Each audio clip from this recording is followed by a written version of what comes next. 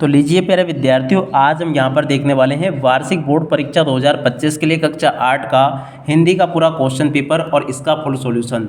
जी हाँ प्यारे विद्यार्थियों, यहाँ पर मैं आपको कक्षा 8 का हिंदी भाषा का पूरा क्वेश्चन पेपर विद सॉल्यूशन के साथ में बताने वाला हूँ, जो कि आपका 24 फरवरी को होने वाला है। जी हाँ प्यारे विद्यार्थियों, 24 फरवरी को होने वाला कक्षा 8 का पूरा पेपर देखेंगे। तो चलो जल्दी से हम आगे बढ़ते हैं, समझते हैं आपके पूरे पेपर को और इस पेपर के फुल सॉल्यूशन को। तो चलो समझते हैं कि आपका पेपर परीक्षाओं में किस प्रकार का पूछा जाएगा। तो देखिएगा प्यारे बच्चों, आपका जो पेपर होगा ना कुछ इस प्रकार का आएगा। यहाँ पर आपको आपके पेपर का कोड देखने को मिलेगा और ये कक्षा 8 का पेपर है जो कि हिंदी विषय का है और वार्षिक परीक्षा 2024-25 के लिए है। तो जल्दी से जल्दी आप सब लोग इस पेपर को देख लें और अच्छी प्रकार से पूरा पेपर समझ भी लें। अब चलो जल्दी से हम आगे बढ़ते हैं, समझते हैं आपके पूरे पेपर को। तो देखो आपका जो पेपर होगा ना उसमें आपको परीक्षाओं के लिए समय दिया जाएगा 2.5 घंटे का और देखो पूर्णांक आपका होगा 60 अंकों का। तो यहाँ से आप सब लोग पूरा का पूरा पेपर अच्छी प्रकार से देख लेना और पूरा पेपर समझ भी लेना। अब चलो जल्दी से हम आगे बढ़ते हैं, आपके पेपर के सॉल्यूशन को देखते हैं। प्यारे बच्चों, आपको घबराने की बिल्कुल भी आवश्यकता नहीं है, पेपर बिल्कुल एकदम आपका सरल बनकर आएगा। आप लोग आसानी से अपने पेपर को हल कर पाओगे। देखो इस प्रकार का पेपर होगा पूरा का पूरा। अब चलो जल्दी से हम आगे बढ़ते हैं, जानते और समझते हैं। देखो यहाँ पर क्वेश्चन लिखे हैं, प्रत्येक प्रश्न के 4 विकल्प दिए गए हैं, सही विकल्प चुनकर उत्तर लिखिए। प्रत्येक प्रश्न के लिए 1 अंक निर्धारित है। तो देखो अब यहाँ पर इन क्वेश्चन को पढ़ते हैं अपन। तो देखो पहला क्वेश्चन लिखा है, अमरकंटक से निकलने वाली नदी। तो देखो अमरकंटक से कौन सी नदी निकलती है, आप सब लोगों को पता ही होगा। नहीं पता है तो आप लोग याद कर लेना, नर्मदा नदी निकलती है, ठीक है। और अब अगला क्वेश्चन पढ़ते हैं, मोहन के सत्याग्रह में उसका साथ किसने दिया। तो देखो मित्रों ने दिया, तो इसका राइट आंसर क्या आ जाएगा, मित्रों ने। और अब इसके बाद में देखो अगला क्वेश्चन पढ़ते हैं, मुफ्त का चंदन किस मेरे नंदन, कहावत मुक्तानंद जी से मिलिए पाठ अनुसार किस पर खरी उतरती है। तो देखो मुक्तानंद जी पर ये खरी उतरती है, ठीक है। और अब अगला क्वेश्चन पढ़ते हैं, वीणा वादनी किसे कहते हैं। तो देखो वीणा वादनी सरस्वती जी को कहते हैं, इसका राइट आंसर क्या आ जाएगा, सरस्वती जी को कहते हैं। और उसके बाद में देखो अगला क्वेश्चन पढ़ते हैं। अगला क्वेश्चन लिखा है, हाथ पांव फूल जाना मुहावरे का अर्थ है। देखो हाथ पांव फूल जाना मुहावरे का क्या अर्थ है, तो देखो इसका अर्थ है घबरा जाना। तो यहाँ से आपको क्या लिखना, घबरा जाना, ठीक है। उसके बाद में देखो प्यारे बच्चों, यहाँ से आप लोग इन क्वेश्चन को भी देख लो। यहाँ पर आपको निर्देश दिए गए हैं, रिक्त स्थान पूर्ति जो कि 6 से लेकर 10 तक पूछी जाएगी और निर्देश लिखे हैं, नीचे दिए गए रिक्त स्थान की पूर्ति कीजिए, प्रत्येक प्रश्न के लिए 1 अंक निर्धारित है।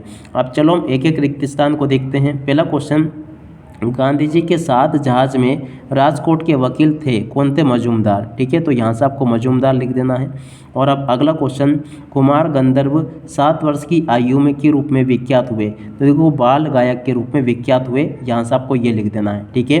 और अब अगला क्वेश्चन पढ़ते हैं, भेड़ाघाट पाठ विदा में लिखा गया। तो देखो यात्रा वृतांत लिखा गया, यात्रा वृतांत में विदा में लिखा गया, ठीक है। और अब अगला क्वेश्चन, भारत ने वेसुकों का संदेश दिया, कौन सा संदेश दिया। तो देखो अहिंसा का संदेश दिया। और अब अगला क्वेश्चन पढ़ते हैं, क्या बच्चे मैदान में खेल रहे हैं, ये वाक्य प्रश्नवाचक है। देखो यहाँ पर आपको प्रश्नवाचक लिख देना है। इसी प्रकार का पूरा पेपर होगा और आपको पेपर से घबराना बिल्कुल भी नहीं है, पेपर बिल्कुल एकदम सरल आएगा और आप लोग अच्छी प्रकार से उसको हल भी कर पाओगे। और एक सलाह में और आपको दे देता हूँ कि कोई सा भी क्वेश्चन का आंसर आपको छोड़कर नहीं आना है, जो आपसे बन पड़े उसी प्रकार से आपको उन क्वेश्चन के आंसर लिख कर आने होंगे, ठीक है। आप इसके बाद में देखो प्रश्न नंबर 10 को पढ़ते हैं। क्या पूछा गया है, दुर्गावती और महाराज छत्रसाल क्यों अविस्मरणीय हैं। तो देखो मैं आपको इस क्वेश्चन का आंसर बता देता हूँ। तो देखो इस क्वेश्चन का आंसर ये लिखा है, दुर्गावती और महाराज छत्रसाल अपनी वीरता और देशभक्ति के कारण अविस्मरणीय हैं, ठीक है। और अगला क्वेश्चन पढ़ते हैं, गांधी जी को किन चिकित्सा पद्धति पर विश्वास था। तो देखो इस क्वेश्चन के आंसर को भी यहाँ से देख लो, ये लिखा है, गांधी जी को आयुर्वेद चिकित्सा पद्धति पर विश्वास था, ठीक है। इस क्वेश्चन के आंसर को भी आप लोग याद कर लो अच्छी प्रकार से। और उसके बाद में देखो अगला क्वेश्चन पढ़ते हैं, क्या लिखा है, वर्दे कविता में कवि स्वतंत्रता का मंत्र कहाँ भरने की बात कह रहा है। प्रश्न नंबर 13। तो देखो प्यारे बच्चों, जल्दी से आप सब लोग प्रश्न नंबर 13 के उत्तर को देख लो, ये लिखा प्रश्न नंबर 13 का उत्तर पूरा का पूरा। तो इसको आप लोग देख लो और अच्छे प्रकार से पूरा का पूरा इसको हल भी कर लेना, ठीक है। और उसके बाद में देखो आगे बढ़ते हैं, प्रश्न नंबर 14, वसीयतनामे के रहस्य को समझने के लिए क्या किया गया। तो देखो इस क्वेश्चन के आंसर को यहाँ से देख लो, वसीयतनामे के रहस्य को समझने के लिए एक विशेषज्ञ को बुलाया गया। इस क्वेश्चन के आंसर को भी देख लो और पूरा का पूरा इसको याद भी कर लेना। और उसके बाद में देखो आगे बढ़ते प्रश्न नंबर 15, मेहर को संगीत का तीर्थ क्यों कहते हैं, प्रश्न नंबर 15। तो देखो प्यारे बच्चों, जल्दी से आप सब लोग इस क्वेश्चन के आंसर को देख लो और पूरा का पूरा इसको हल भी कर लेना। ये बता दिया मैंने आपको प्रश्न नंबर 15 का उत्तर। और उसके बाद में देखो आगे बढ़ते हैं, अगला क्वेश्चन, ता प्रत्यय लगाकर दो शब्द बनाइए। देखो ता प्रत्यय लगाकर दो शब्द कैसे बनेंगे, एक तो हो जाएगा आपका प्रसन्नता, दूसरा हो जाएगा आपका संपन्नता, ठीक है। और उसके बाद में देखो यहाँ से आप सब लोग इन क्वेश्चन को भी देख लो। लघुत्तरी प्रश्न प्यारे विद्यार्थियों आपके पेपर में पूछे जाएंगे प्रश्न नंबर 17 से लेके 22 तक। अब चलो हम लघुत्तरी प्रश्नों को देखते हैं। तो पहला क्वेश्चन लिखा है, अफ्रीका में गांधी जी को किन किन अपमानजनक घटनाओं का सामना करना पड़ा। प्रश्न नंबर 17 में क्वेश्चन पूछा गया है। तो चलो मैं आपको इस क्वेश्चन का आंसर बता देता हूँ। देखो प्यारे बच्चों, यहाँ पर आपको इस क्वेश्चन का आंसर दिया गया, ये लिखा है, ठीक है ना। अफ्रीका में गांधी जी को निम्नलिखित घटनाओं का सामना करना पड़ा। देखो अब ट्रेन से बाहर फेंकना और अदालत में अपमानित होना और रंग भेद के कारण अलगाव का सामना करना। तो इन क्वेश्चन के आंसर को आप लोग देख लो। और उसके बाद में देखो अब अगला क्वेश्चन, लता जी को समूचे राष्ट्र की गायिका क्यों कहा जाता है। प्रश्न नंबर 18। देखो प्यारे बच्चों, यहाँ से आप सब लोग प्रश्न नंबर 18 के उत्तर को देख लो। ये आपको मैंने प्रश्न नंबर 18 का उत्तर बता दिया अच्छे प्रकार से, ठीक है। और उसके बाद में देखो अगला क्वेश्चन पढ़ते हैं, प्रश्न नंबर 19, रेदार की भक्ति किस भाव की है, उदाहरण देकर समझाइए। जी हाँ प्यारे बच्चों, यहाँ पर आपको रेदास की भक्ति बताने किस भाव की है। देखो इस क्वेश्चन का आंसर ये लिखा है, आप सब लोग देख लीजिएगा और पूरा का पूरा इसको याद भी कर लेना। यहाँ पर मैंने आपको प्रश्न नंबर 19 का आंसर बता दिया पूरा का पूरा। अब इसके बाद में देखो अब आगे बढ़ते हैं, अगले क्वेश्चन को पढ़ते हैं। प्रश्न नंबर 20 पूछा है, बिश्नोई समाज में वनों की रक्षा के लिए महत्वपूर्ण योगदान दिया, इस पंक्ति के उद्देश्य को विदे छांटकर लिखिए। तो देखो प्यारे बच्चों, इस क्वेश्चन का आंसर ये लिखा है, आप सब लोग देख लीजिएगा। इस क्वेश्चन का आंसर ये लिखा, प्रश्न नंबर 20 का पूरा उत्तर देख कर लिख देना आप सब लोग। और उसके बाद में देखो अगला क्वेश्चन पढ़ते हैं, प्रश्न नंबर 21, अपने प्रधान अध्यापक को चरित्र प्रमाण पत्र प्राप्त करने हेतु एक आवेदन पत्र लिखिए। प्रश्न नंबर 21 पूछा गया है। देखो प्यारे बच्चों, यहाँ से आप सब लोग प्रश्न नंबर 21 को उत्तर को देख लेना। इस प्रकार से आपको पूरा का पूरा प्रश्न नंबर 21 का उत्तर कंप्लीट कर लेना है। यहाँ पर मैंने आपको पूरा का पूरा उत्तर ये अच्छी प्रकार से बता दिया, ठीक है। उसके बाद में देखो प्यारे बच्चों, अब हम प्रश्न नंबर 22 को देखते हैं, जिसमें कि पूछा है, संधि विच्छेद कर संधि का नाम लिखिए। तो देखो प्यारे बच्चों, संधि विच्छेद कर संधि का नाम आपको इस प्रकार से लिखना है, महेश्वर में महाधन ईश्वर बराबर गुण संधि होगी इसमें, ठीक है। उसके बाद में देखो मन हरा मनाधन हरा, इसमें आपकी विसर्ग संधि आ जाएगी और आशीर्वाद में आपकी विसर्ग संधि होगी। तो इनको इस प्रकार से आप लोग देख लें और पूरा का पूरा समझ भी लें।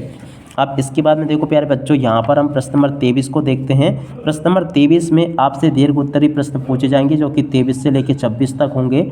और इसमें लिखा है, निर्देश नीचे दिए गए प्रश्नों के उत्तर लिखिए, प्रत्येक प्रश्न के लिए 5 अंक निर्धारित है। देखो यहाँ पर आपको पद्यांश की सप्रसंग व्याख्या करनी है। जाऊँ कहाँ तज चरण तुम्हारे, इसमें आपको क्या करना है, इसकी संदर्भ प्रसंग सहित व्याख्या करनी है। तो चलो मैं आपको ये संदर्भ प्रसंग सहित व्याख्या बता देता हूँ। तो देखो प्यारे बच्चों, व्याख्या आपको इस प्रकार से कर आनी होगी, ठीक है ना। तो देखो संदर्भ तो ये लिखा है इसका, आप लोग देख लेना इसको। देखिए संदर्भ लिखा है और उसके बाद में देखो ये प्रसंग लिखा है और ये इसका अर्थ लिखा है, ठीक है ना। ये पूरा का पूरा आप लोग अर्थ को देख लें और अच्छे प्रकार से इसको समझ भी लो। देख सकते हो प्यारे बच्चों, मैंने यहाँ तक का पूरा आपके पेपर का सॉल्यूशन बता दिया। और अगर आपने अभी तक हमारे यूट्यूब चैनल को सब्सक्राइब नहीं किया होना तो जल्दी से जल्दी चैनल को सब्सक्राइब जरूर कर लो, क्योंकि एकमात्र इसी चैनल पर आप सबको बोर्ड परीक्षाओं की तैयारी बहुत अच्छी प्रकार से करवाई जाती है। अभी तो मैंने आपको केवल हिंदी विषय का पेपर बताया, बहुत ही जल्दी मैं आपको सभी विषय के पेपर बताने वाला हूँ, जिससे कि आपकी तैयारी बहुत अच्छे प्रकार से हो जाएगी, ठीक है। यहाँ पर क्वेश्चन लिखा है, निम्नलिखित गद्यांश का सप्रसंग सहित व्याख्या लिखी है।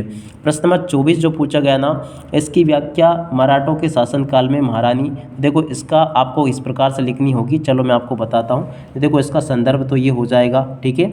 और उसके बाद में देखो इसका गद्यांश की व्याख्या इस प्रकार से आपको लिख देनी है, ठीक है ना। ये बता दिए मैंने आपको, तो आप लोग यहाँ से देख लो और अच्छे से पूरा कंप्लीट भी कर लो।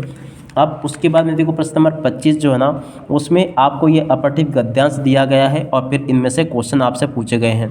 तो चलो मैं आपको इनके उत्तर बता देता हूँ। तो देखो पहला क्वेश्चन पूछा है इसमें, गद्यांश का उचित शीर्षक लिखिए। देखो गद्यांश का शीर्षक क्या होगा, भारतीय गाँव। इसको छोड़कर मत आया करो, खासकर ये ऐसे बच्चों के लिए होता है जिनको पढ़ने में बिल्कुल मन नहीं लगता है, वो भी बच्चे इसको आसानी से हल करके आ सकते हैं। कैसे हल करेंगे, जैसे पहला क्वेश्चन देखो, शीर्षक क्या होता है। शीर्षक मैं आपको ढूंढना सिखा देता हूँ कि जो गद्यांश है उसमें जिसके बारे में बात की जाती है वही उसका शीर्षक होता है। भारतीय जनता का अधिकांश भाग गाँव में बसता है। अब देखो इसमें गाँव की बात हो रही है तो क्या होगा इसका शीर्षक भारतीय गाँव। ठीक है। और अब अगला क्वेश्चन, भारतीय जनता का अधिकांश भाग कहाँ पर बसता है, तो देखो इसका उत्तर यहीं पर मिल जाएगा। भारतीय जनता का अधिकांश भाग गाँव में बसता है। ठीक है। और अब अगला क्वेश्चन पढ़ते हैं, कृषि कार्य को भारतीय संस्कृति में क्या कहा गया है। तो देखो यहीं पर अगर देखें ना हम तो कृषि कार्य भारतीय जीवन और भारतीय संस्कृति में सर्वोपरि महत्वपूर्ण और श्रेष्ठ कहा गया है। तो देखो यहाँ से लेके यहाँ तक का इसका उत्तर होगा। तो देख सकते हैं प्यारे बच्चों, यहाँ तक के सभी क्वेश्चन और उन क्वेश्चन के आंसर मैंने आपको अच्छे से बता दिए हैं। अब चलो इसके बाद में हम आगे बढ़ते हैं। तो देखो प्रश्न नंबर 25 जो होगा ना, 25 में आपसे इनमें से किसी भी एक विषय के ऊपर निबंध लिखना होगा। तो चलो मैं आपको निबंध बता देता हूँ, प्रिय शिक्षक, खेलों का महत्व या विद्यार्थी जीवन में अनुशासन। तो चलो मैं आपको प्रिय शिक्षक के ऊपर निबंध बता देता हूँ। देखो इस प्रकार से आपको ये पूरा का पूरा निबंध लिख देना है जो कि प्रिय शिक्षक के ऊपर है, और ऐसे आपको पूरा का पूरा निबंध तैयार कर देना अच्छी प्रकार से। ठीक है। देख सकते हो यहाँ तक का पूरा निबंध बता दिया मैंने आपको। ये आप लोग निबंध तैयार कर ले अच्छी प्रकार से इसको, और अच्छे प्रकार से इसको याद भी कर लेना। और प्यारे बच्चों, अगर आपने अभी तक हमारे YouTube चैनल को सब्सक्राइब नहीं किया होना तो प्लीज़ जल्दी से चैनल को सब्सक्राइब करके जरूर जाना, क्योंकि एकमात्र इसी चैनल पर आपको कक्षा 8 की समस्त विषय की तैयारी बहुत अच्छी प्रकार से करवाई जाएगी। अब इसी के साथ में इस वीडियो को यहीं पर करते हैं पूरा। नमस्कार, जय हिंद, जय भारत।